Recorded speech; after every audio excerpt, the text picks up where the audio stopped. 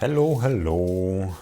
So I read this interview in GQ with someone, and he got asked about relationship with his phone, and it gives me a good opportunity to talk about some things.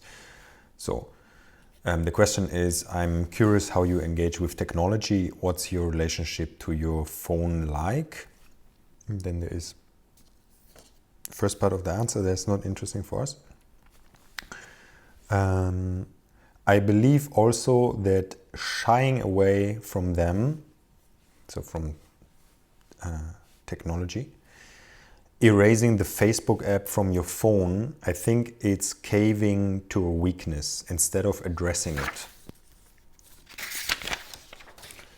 I see it a lot. I erased that app, I did this, I did that. Actually, you failed. That weakness will emerge somewhere else because you are avoiding the issue. It might be a nice little shiny piece of advice that you put on an article or on a podcast or somewhere. But it's misleading in its oversimplicity. It can be harmful actually in many ways. It works on a short-term basis. That's why it gives you that nice boost. It's a trick. Yeah. First of all, I would like to know what are the many ways that it can be harmful to erase the Facebook app from your phone. Because I'm not sure what are these many ways, so I would be really interested to know. I have talked about architecture of the phone many times, so I take this as an opportunity to talk about it again, because I heard this argument also many times when I talk about erasing certain apps or setting the phone up in certain ways, where I made a German video only about how do you set up the iPhone in a way that it's a tool that works for you and not against you, which actually takes some work to set it up like this once. You only need to do it once, but it takes a few minutes to do that properly. And then the use of it will be much better. So I heard this argument a lot that if you want to use Facebook less, then just use it less. Yeah, which is I think this is overly simplistic, because it's not taking into account the different life situations of the people and the psychology of us, and it just assumes that we have this unlimited free will power where we can just do whatever we want, where I can just decide, okay, I do this and then it's happening. The reality is not like this. The reality is that we live in an environment, actually not just an environment that just exists, but we live in an architecture. So we live in an environment that is made by other human beings. Try to find a forest that is not affected by human beings. Try to find that. In Germany, good luck. Yeah. So everything is changed by us. Everything is architectured. And of course, the digital environment is very much an environment that is not random, but it is made up by designers and psychologists and so on and so forth. Yeah, what do you think is the most important job in advertising company? It's not the designer, it's a psychologist that sets up everything that in a way that researches things in a way that the advertisement works. So, okay, let me talk about not just the digital environment, so about this thing with the architecture. If you live in a city like Copenhagen, you are much more likely to go with the bike, no?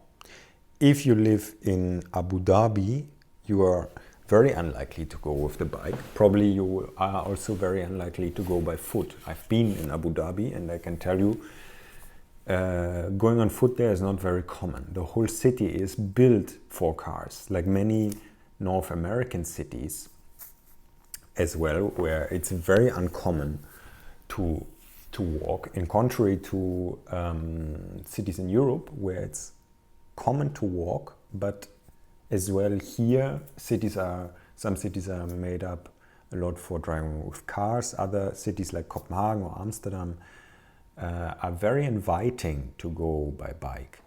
Now you could say that if you're in a city that is not so inviting, let's take Berlin, because Berlin is a bit on the edge, like that you could say, yeah, but you can bike. There's no problem here in Berlin of that you cannot bike. Like everywhere you can bike.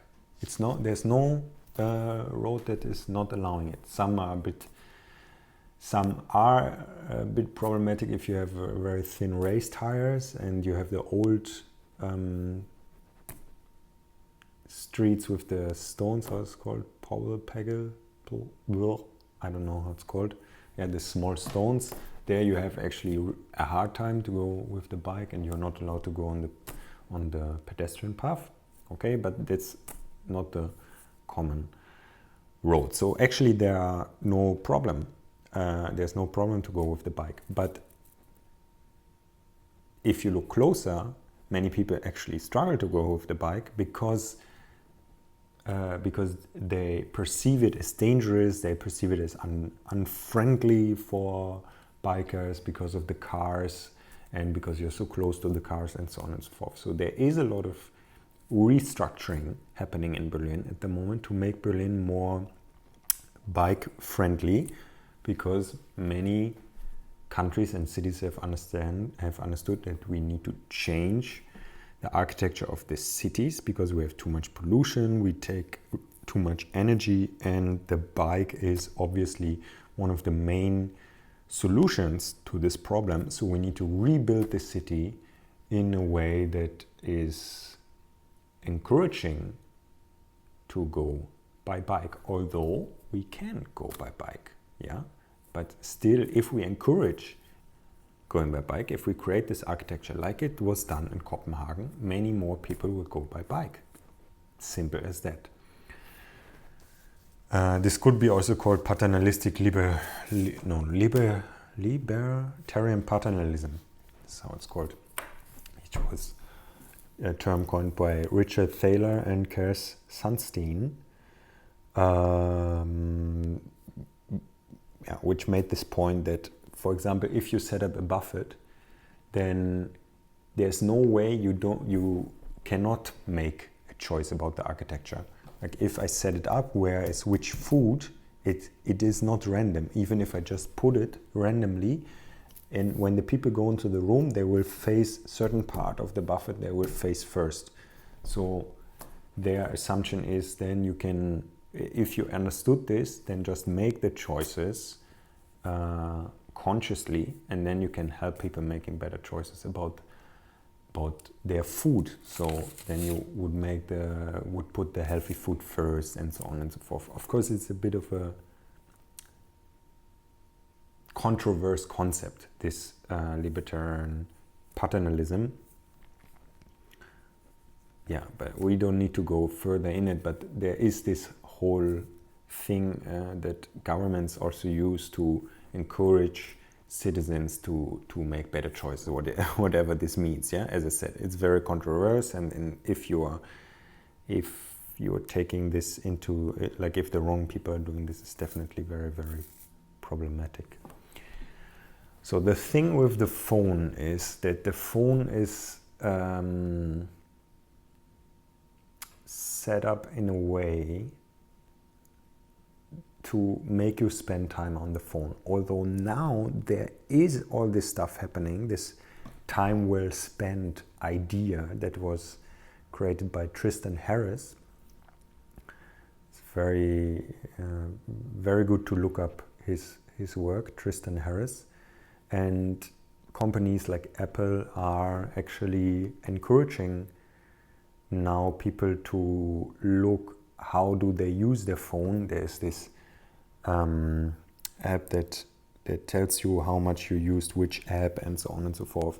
So the companies are going a bit in this direction, not 100%, blah, blah, blah, blah. In the end, it is companies that want to make money and that are at the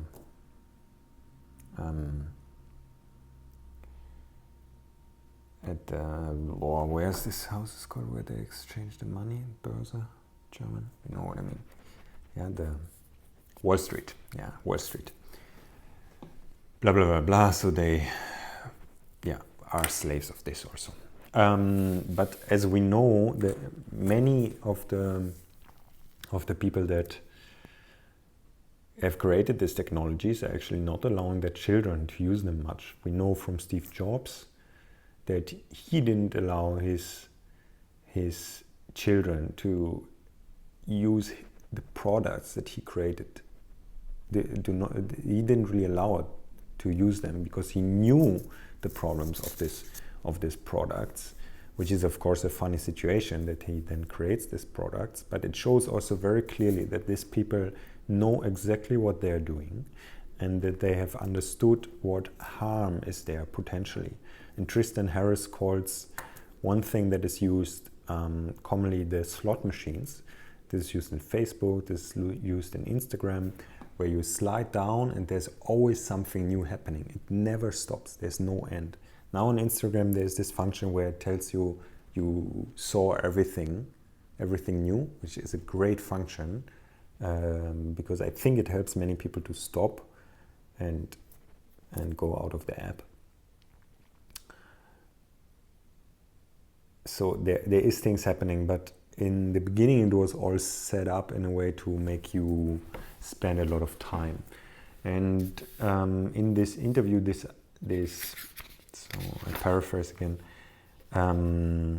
I think I believe that also that shying away from them erasing the Facebook app from your phone, I think it's caving to a weakness instead of addressing it.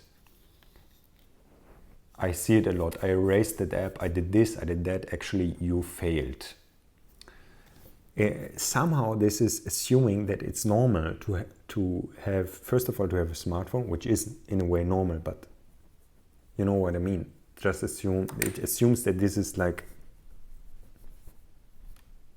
there's no question about it. It's also assumed that there's no question about that you have a Facebook account.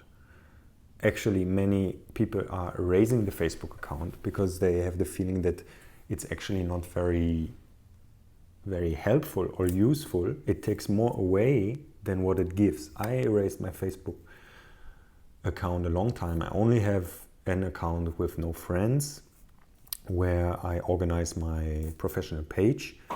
This is the only way I use Facebook, just professionally. In another video I will also show that I don't see anything there because I have no friends, no connections there on Facebook, so I don't spend any time there as a consumer, or close to zero, because I definitely understood and had this realization that there's nothing for me here that is of interest compared to other things that I can do. I can spend my time better, I can spend my time more well. So it was a simple solution to erase my account, and of course also the app. Now actually I have the app on the phone because, as I said, there's no use for me, so I never open it. It's just there for some reason that I don't even know. Yeah, but it's somehow assumed here that it's normal to have a Facebook account. It's not normal to have a Facebook account. It's a thing that many people have. It's in a way normal, it's accepted, but it's not that you need to have a Facebook account. You can directly delete your Facebook account now and be very, very happy, like many people do.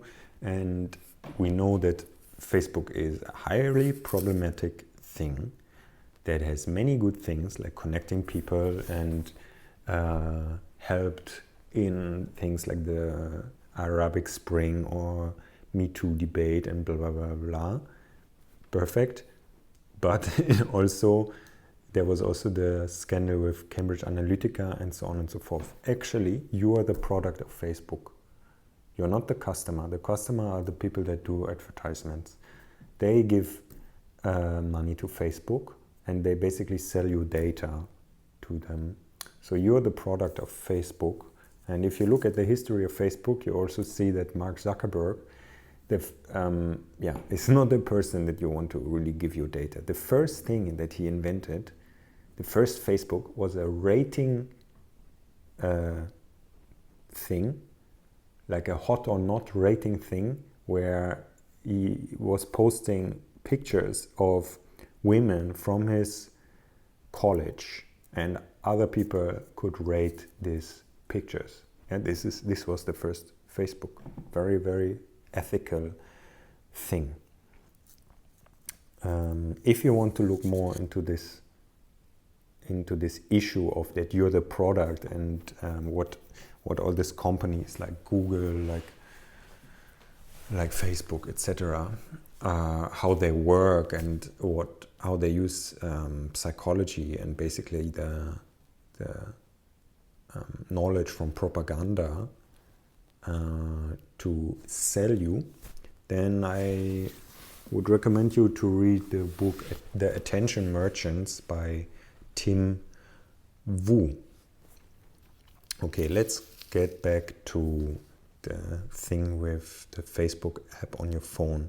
Why I think it's for many people very good to delete it. Not for everyone. Some people have a very healthy way of dealing with these apps and with this social media, and they do it in a good way. But there are many people that have problems, and the problems are similar to someone that has problems eating well. If you have problems eating well, then the first thing to do would erase all the bad food from your shelf, from your fridge. If you don't want to eat sweets, don't have sweets at home. This is simple, and it's true.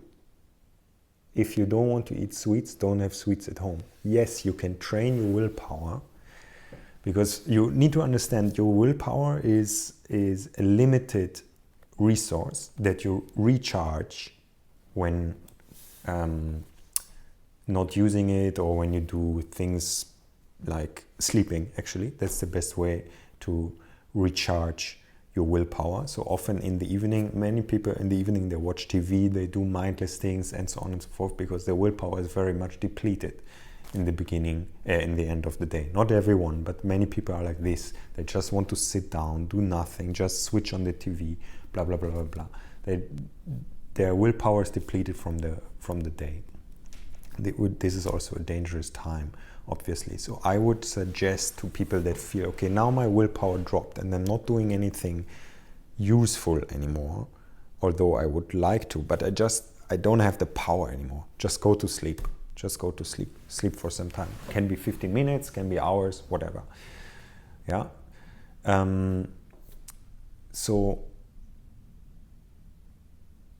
Let me give you this example. If you have heroin in front of you, and you are a heroin junkie, you will struggle a lot not to eat it.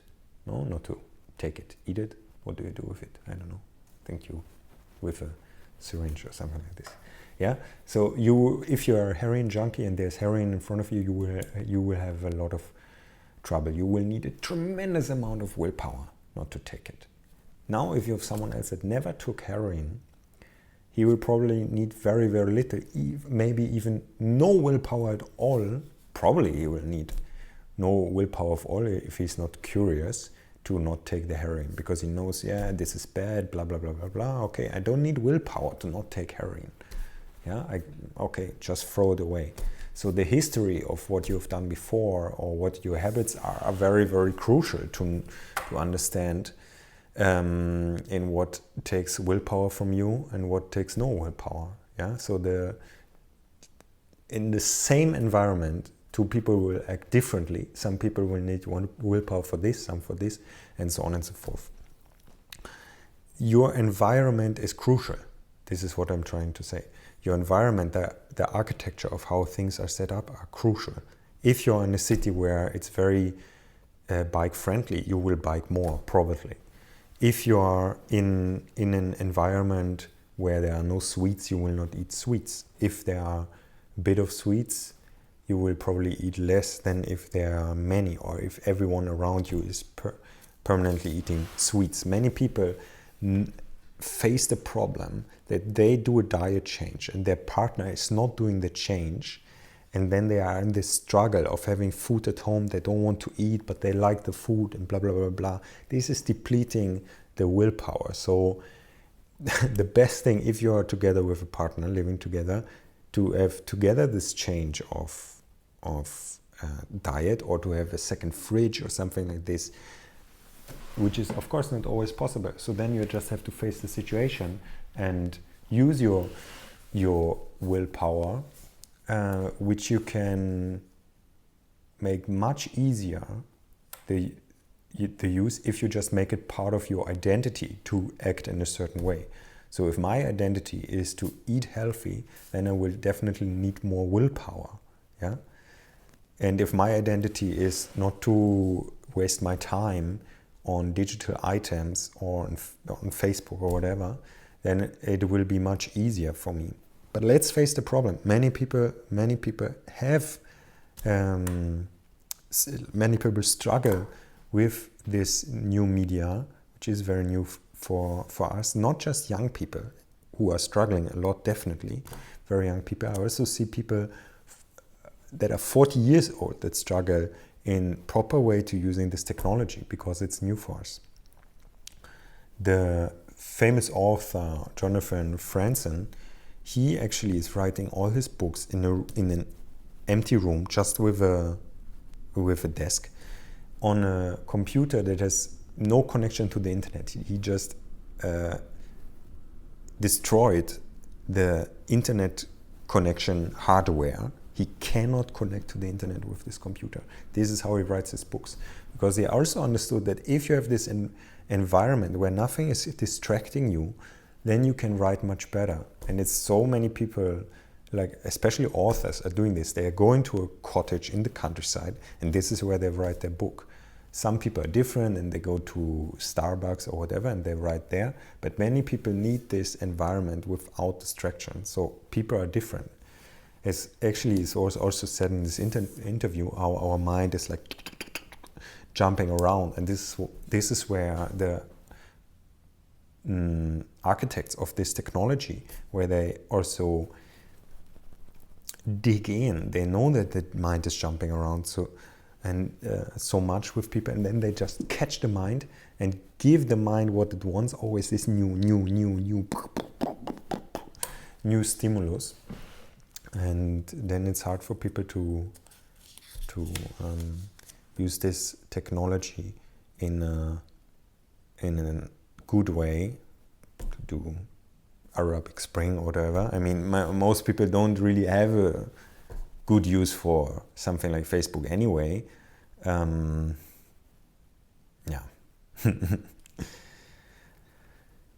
So your habits and your history is very crucial in the use of this technology. Some people will have a very easy time to do it properly, others not. Yeah, if you're an alcoholic, don't have alcohol at home. Other people just drink once a week something, a bit of wine, and they really enjoy it, and this is all good. Yeah, this is benefiting. It makes them more happy in their life. That's great. Other people cannot use these things properly. So you need to understand how is your use with this technology, and how do you need to set up your environment that it works well for you.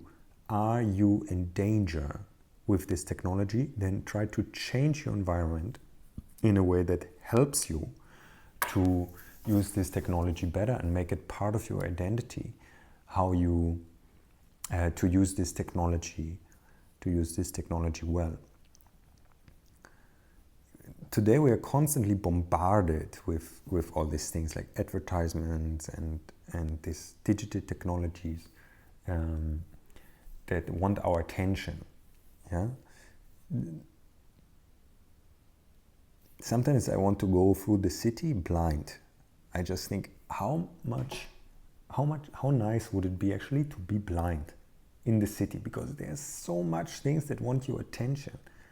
Yeah, it's crazy. Fortunately, I don't live in the inner city, but every time I go there, I realize how crazy it is there, and how the architecture is set up in a way to take our attention. Notice when you go into the supermarket, when you go to the cash out, at least here in Germany, but I think in other countries as well, that you have the sweets and the alcohol there. Yeah, this is obviously this is for a purpose, because there often the willpower is depleted of the people, and then now I want to have this piece of chocolate and so on and so forth. It's so unethical. The people that set this up is so unethical, because they know how hard it is for people. Yeah, imagine you're an alcoholic that is in the supermarket, walking through, stands at the cash out, and then there are all this small Jägermeister stuff at the cash out. What the hell? How can anyone sleep well setting something up like this? It's terrible what we do to each other. It's so terrible. And it's the same thing with how Facebook is set up. So I say it again, if you have a healthy use of this technology, no problem, just keep the app and so on and so forth. But if you realize you have a problem, then change your environment. Delete the app, set up your phone in a way that is not disturbing you, leave your phone at home or throw it away or whatever. Yeah, and then through that change the way of how you do things, and change your habits and change your identity with it. Okay, good. I think I'm finished. I think I made my point about the environment and about that it's a complex topic, and everyone needs to find their way there. And I still want to know what is the harm about deleting the Facebook app. I'm quite interested to understand this. Good. Okay, I made my point.